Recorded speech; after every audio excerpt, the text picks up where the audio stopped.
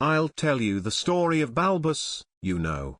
Him as builded a wall, I'll tell you the reason he built it, and the place where it happened and all this Balbus, though only a tackler, were the most enterprising of men. He'd heard chicken farms were lucrative, so he went out and purchased a hen. Were white wine. He called Mabel.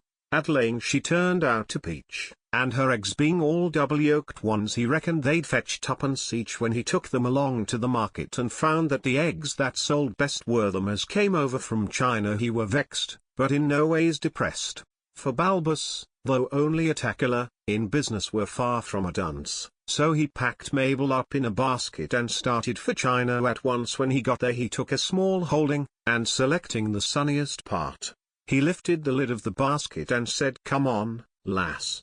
Make a start." The hen needed no second bidding. She sat down and started to lay. She'd been saving up all the way over and laid 16 eggs. Straight away when the Chinamen heard what had happened their cheeks went the color of mud. They said it were sheer mass production as had to be nipped in the bud. They formed themselves in a committee and tried to arrive at some course whereby they could limit the output without doing harm to the source. At the finish they came to the conclusion that the easiest road they could take were to fill the hen's nest up with scrap iron, so as fast as she laid eggs they'd break. When Balbus went out the next morning to fetch the eggs Mabel had laid he found nought but shells and albumin. He were hipped, but in no ways dismayed, for Balbus, though only a tackler, he'd a brain that were fertile and quick. He bought all the scrap iron in T districts to stop them repeating the trick. But next day, to his great consternation, he were met with another reverse, for instead of old iron they'd used clinker and the eggs looked the same, or worse.